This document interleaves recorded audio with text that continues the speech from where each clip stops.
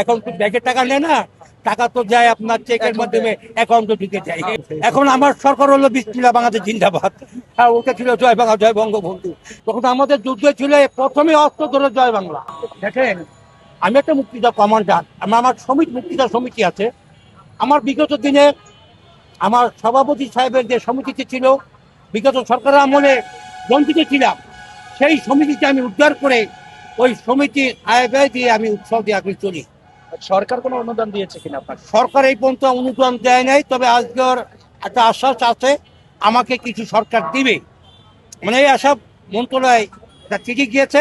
Bag দিয়ে ছোট না, ব্যাগ ছোট, এটা আমার মুক্তিযোদ্ধা ফাইলপত্র ব্যাগটাকে দেখিয়ে দিই। যখন দিবে বড় ব্যাগ নিয়ে আসতে পারতেন না? না, বড় ব্যাগ তো দরকার না, এখন তো ব্যাগের টাকা নেয় না, টাকা তো যায় আপনার চেকের মাধ্যমে অ্যাকাউন্টে ঢুকে যায়। এই হলো ব্যাপার।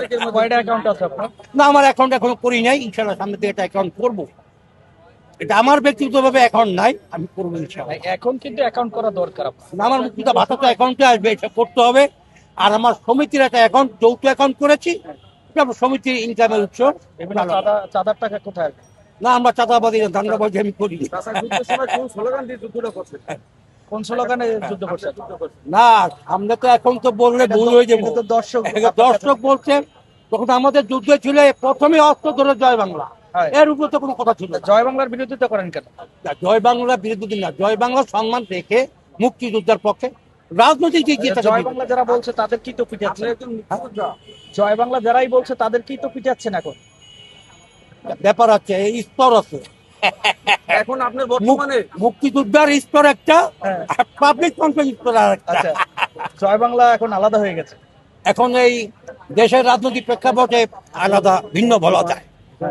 কারণ যখন এখন আমার সরকার হলো বিসমিল্লাহ বাংলাদেশ জিন্দাবাদ, আর ওটা ছিল জয় বাংলা জয় বঙ্গবন্ধু, যার জন্য একটু প্রেক্ষাপটে একটু ভিন্ন। জয় বাংলা জয় বঙ্গবন্ধু যুদ্ধ করে আর কেউ নাই।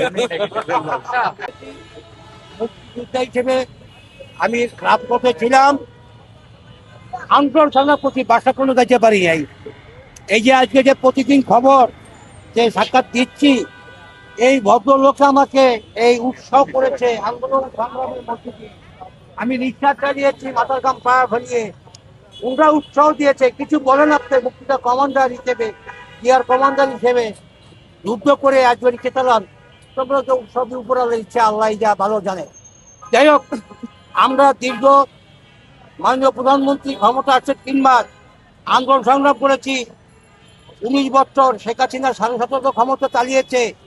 কোনো সাংবাদিক, কোনো মুক্তিযোদ্ধা, কোনো দেশপ্রেমিক, কোনো ছাত্র ছাত্রী কেউ ভালো ছিল না বিরোধী সরকার আমাদের। বর্তমান যে আমাদের সরকার আসছে, নির্বাচিত সরকার, একটা ধারাবাহিক আছে যে এই সরকারের মধ্যে কিছু আশা করা যায় ভালো কিছু।